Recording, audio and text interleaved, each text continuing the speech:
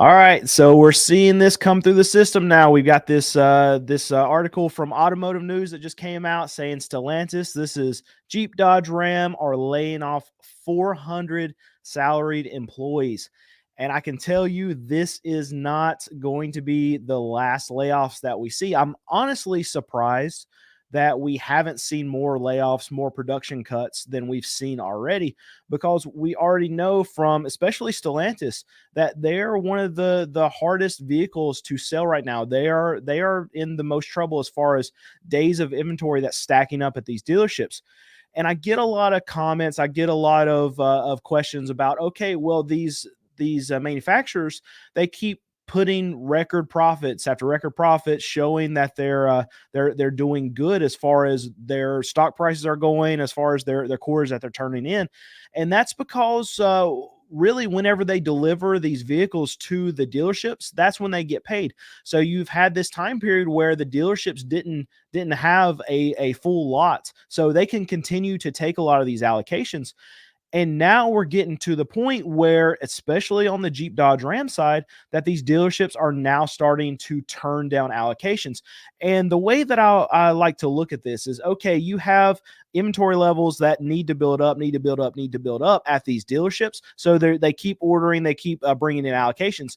And then all of these dealerships, they're roughly mostly the same size. Now you have some that are outliers, that really really really huge. You have some that are pretty small, but over the landscape of all these dealerships, they're roughly about the same size as far as average vehicles that they can hold. So you're going to have them all rising at the same time, getting inventory, and then all at the same time you're not having one dealership that's really going to be a whole lot more busy than the other dealerships across the country. So you're having them rise in inventory levels till they get to the peak.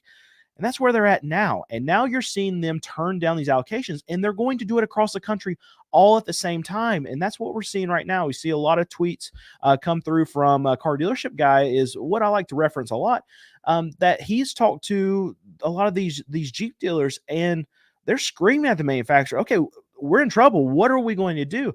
Recently talked to a GM from Nissan, and he talks to a lot of other GMs from other brands. And the one brand that he picked out that has the most problems right now are these Stellantis dealers. And what I'm saying is you're going to see all of these allocations just be turned down all at once, because all the tides rise, all the inventory levels rise at the same rate. And then when they get to the peak, when they get to the place where they can't hold them anymore, they're all going to be turning them down all at the same time. So yeah, we have these great quarters that have come through with Stellantis, with GM, with Ford, but now all the allocations are going to get turned down. So I'm interested to see the quarters going forward from here, to see what the game plan is, what they're going to do. Because I really think that we're going to see some really bad quarters the next 2, 3, 4 quarters out of these manufacturers, just because all these allocations are just going to turn off just like that. And they're doing it right now.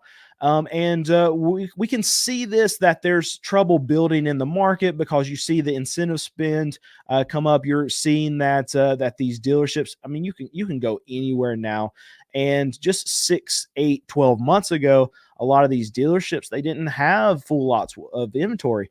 And now you're seeing it. You see a lot of these YouTube videos. I was one of the first ones to come out and start showing you these dealerships stacking up, and you see a lot of other YouTube videos. And it's good that you're seeing all of this happen in the market, and it's good that these dealerships are aware that it's happening in other places in the market too, because they know now that they have to be competitive, and they're going to have to compete against each other. 12 months ago, they didn't have to compete because no one had cars. So if they had it, they were going to sell it.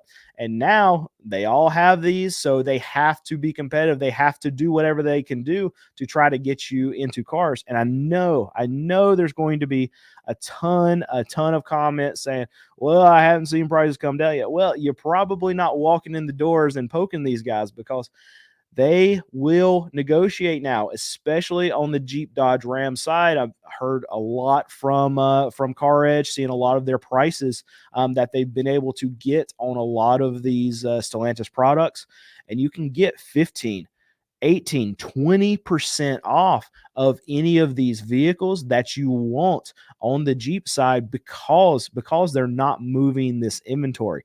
And it's going to get worse for them. I foresee that there's going to be some more layoffs in the auto industry, particularly with Stellantis. And then I think the next big announcements for production cuts, my guess would be on the Ford side, because we've got F-150 sitting everywhere. We're seeing reports of a lot of these trucks stacking up in Michigan, and dealerships are on the Ford side. They're turning down allocations for these F-150s now too. Go to a lot of dealerships. We don't even need to talk about the EV side. We know how bad that space is right now for the big three. But just talking about the number one selling truck in America is the F-150, and they are sitting everywhere. It's a big problem for a lot of these auto manufacturers, for a lot of these dealers, and it's going to continue for a while. So I want to go to the chat. There's a little bit of a news release there, and then we can get to some of you guys' questions. So if you have any questions, throw them down in the chat, and I'll answer as many as I can. So let's pop one up right here. So if dealers cannot advertise below MSRP, then why am I seeing them do just that? Is it yep. Okay. So talking about going below MSRP, and they can advertise below MSRP. That's not a thing. What a lot of manufacturers don't allow them to do is advertise below invoice. So maybe you're getting that mixed up. Invoice is what they'll have to pay for the vehicles, and they're not allowed to advertise for most brands. Now, the brand that I just talked to was Nissan, and that dealership was not allowed to advertise below invoice, even if they wanted to sell it below invoice to be able to move some of the vehicles to get them off of their floor plan. They're not able to do it. And the reason why manufacturers will have that set in place is so that they can keep some form of price stability. If you have dealerships that are really, really hurting, then it keeps them from just lowering the price in one area and showing that online, because obviously that's going to take business away from another dealership that might be right down the road, because a lot of these dealerships, they're really close to each other. And I can give the example of the Nissan dealer that I went to. There's another Nissan dealer that's about 2 towns over from the one that I went to, and it's within 10-15 minutes. And you'll see 4 dealerships in towns that are next to each other. So this keeps some price stability, and keeps it keeps them from really lowballing themselves and having to compete against each other, and the prices gets lower and lower and lower and lower, especially in a small region. And that's why these manufacturers do that. I don't like it, because I think if there's a dealership out there that needs to sell some vehicles, they're kind of handcuffed by the manufacturer. And we're probably going to see this from Jeep, Dodge, Ram, that they're going to want to sell some stuff under invoice. You can probably go get some stuff under invoice right now from a lot of these dealers that are hurting, but you're not going to see it advertised. So yeah, when you put in the comments, well, I'm not seeing prices going down yet, it's because they can't advertise but so low. And with most manufacturers, it's going to be at that invoice price. So if you see them taking deep discounts off of these vehicles, they can only mark them down a certain amount. So what this Nissan dealership, the franchise manager, said that what he will do is, if he's got to do a blowout sale and move a lot of vehicles, then he'll list it as a manager special or a clearance price or whatever. So if you see any of those advertisements and it says C dealership for pricing, that might be the case, that you can get a really good deal on that vehicle that they've had sitting on their lot for 200, 300 days. And in Stellantis's case, they have vehicles that have had birthdays. So there you go. Somebody's asking another bailout. We're not there yet, because we've had we've had a lot of these dealerships, not necessarily dealerships, but these manufacturers that have turned in some really good quarters. They've put back some cash. They did really, really, really good over the last 4 years. So it's going to be a while before it gets to a point where they're going to have to get bailed out. But it can turn really quickly on these manufacturers, because if they're still producing vehicles, because we haven't seen major production cuts yet. Especially on Ford. I think Ford's a good example to look at when they're pushing out F-150s, F-150s, F-150s, and they're stacking them everywhere, and they're trying to beg dealers to take them. If all your dealers just come out and say now, okay, well, we're not selling anything, so we can't take any more of these F-150s, then that's when you can start seeing this tide turn, and it can turn really, really quickly. So I don't know how long it'll take for dealerships to be turning down these allocations for these manufacturers to start just hemorrhaging money, but they do have they should have let me say they should have shored up quite a bit of cash over the last few years. And I know that we have, like Ford, they just increased their dividends, so they're paying out a lot of this cash that they've made to their shareholders. It's good for their shareholders, it's good for their stock price. But a better option probably would be for them to shore up for a rough time that they know is coming. All these manufacturers, they can see it. Once they see their dealerships start to turn down allocations, then that's when they know it's getting bad. And we're going to see that in the next few quarters. So here's another one. Is tax season over for the car dealerships, and how was this year for sales? In my opinion, I think tax time's pretty much done. There's going to be some a little bit of money left in the system. We're still selling about 2 to 3 cars a day, and we don't have a ton left. We were able to buy some last week, but I talked to a lot of dealers yesterday. Went to an auction yesterday and talked to quite a few dealers. Got some of them on camera, so that'll come out in a video soon on our main channel, Car Questions Answered. But you'll be able to see that it was not great this year for a lot of dealers. It was good for us, but I feel like the reason it was so good for us is probably because it was so bad for a lot of these mid-tier dealers that customers had to trade down. And when I say trade down, that means that, okay, if they were thinking that they could buy a $7,000-8,000 vehicle, turns out their money was a little bit tighter than they thought it was going to be. So they had to shift down what they were going to buy, and it brought them into my market, which is $5,000 and under. So I think that's really a big reason why we hit it so hard this year, is because we gained some of the customer base that a lot of these other dealerships lost.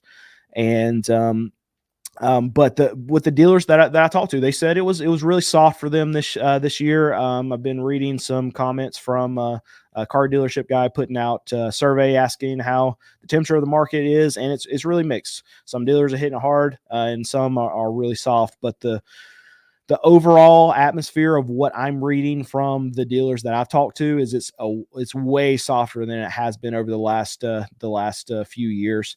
And that's going to hit the market pretty hard, because a lot of these dealers, they had this anticipation of hitting it hard. They loaded up on some cars, and now this is probably why me and Alex have been able to go in and buy the last 2 weeks when we shouldn't have been able to. So yeah, I'm interested to see how the next month and a half, 2 months pan out, because if tax time is over, like I think we're catching the end of it right now, then it's probably going to get rough for a lot of these used car dealers, especially in that middle tier. That middle tier is where you're going to see the highest percentage of these car dealers that use floor plans. And whenever they're using their floor plans, then 60 days from whenever they bought the car, they're going to have to come up with payments.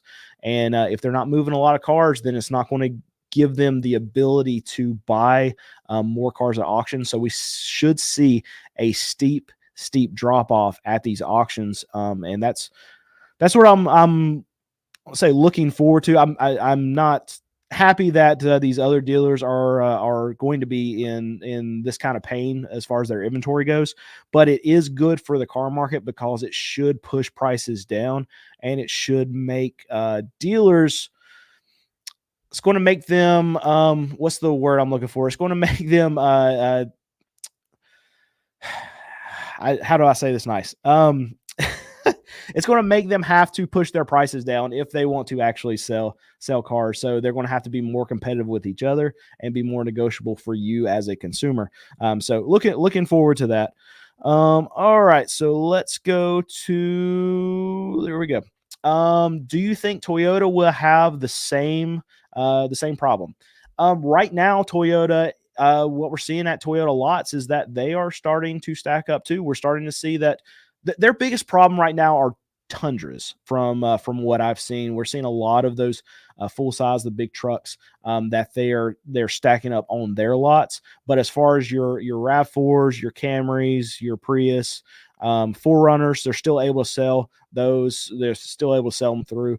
Production has caught up for Toyota, which is a good thing. There's been a lot of people that have been worried about I see my wife in the chat. That made me freeze for a second.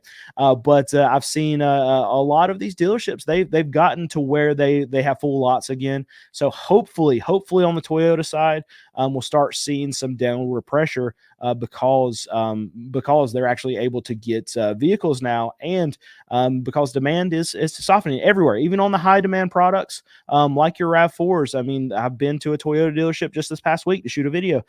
And 6 months ago, they had an empty lot and they had no RAV4s, zero RAV4s. And now they had 20, 25, 30 RAV4s sitting on their lot. And 6 months ago, you had to order, I mean, you had to be put on a list to get a RAV4 whenever it came in. Now you can go pick one up. Okay, my wife is saying, can you give an update on our inventory? I can. So we'll see here. Yesterday, Alex bought 2, and then Tuesday he went and bought 12. I'm guessing we have probably 20 to 25 cars for sale right now. And that's just because, I mean, I think they got most of them ready from Tuesday. So we had a really good turnaround. We skipped an auction Wednesday just so we could get all the cars Tuesday ready, cleaned up, and got a lot of them out. So we've increased some inventory over this week. I'm very happy about that because we're still selling and we needed some cars.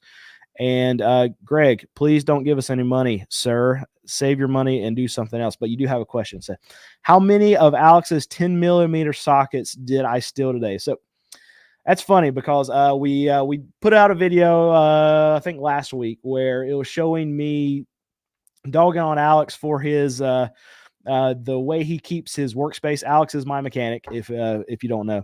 And if he's not here and they need a quick fix on something up front, we're selling a car and something's come loose or whatever, anything that you fix on a car, you need a 10 millimeter socket.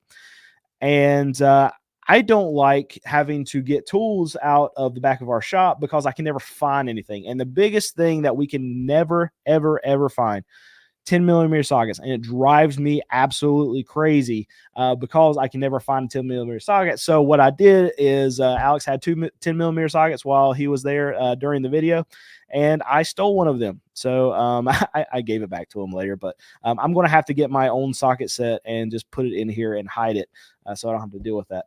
We got another question. If you buy a vehicle for $2,000, how much recon do you usually do to be profitable, including detailing and mechanical? Well, mechanical is going to be all over the place because hopefully when we buy cars, what we do is we try to check them out as well as we can, and we don't really want to have to work on them. So, but there's always the case. I mean, we could buy a $2,000 car and we could have no fixes that we have to do to it, so zero, or we can have to put a transmission in or a motor in it if we buy it wrong. If I buy it wrong, if I buy a car that needs a motor or transmission, that's going to be $1,800, anywhere from we can get transmissions sometimes put in for $1,400, but it can go all the way up to $2,500 depending on the make, model of the car. But so just mechanical wise, it's all over the place. So we after we buy a car, buy it for $2,000, we'll have a buy fee. And most auctions, the typical buy fee for a $2,000 car is going to be $225 all the way up to like $275 for the auctions that we go to.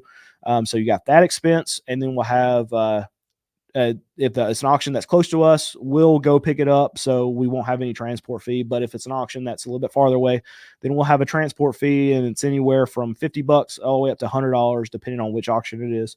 So we have that cost. Then we'll bring it in. We'll get it inspected. North Carolina inspection here for us is $30. Not expensive, but we'll have to get anything fixed to get it to bring it up to inspection level. And then at that point, we just do mild, light cleanup as far as don't do any shampooing or anything like that, because we want to keep our cars as cheap as possible. So we spend as little as possible on detailing cars. We don't buff the headlights. We don't do any of that stuff. So we will do quick vacuum. They pressure wash the outside of the cars. They'll clean the rims up, stuff like that. But we pay an outside company to come in and do. It's like a mobile detailing company. I think it costs anywhere from like $45 to $55 per car. We're trying to do it cheap as possible, because the cars that we're selling, they're under $5,000, $5,000 and under.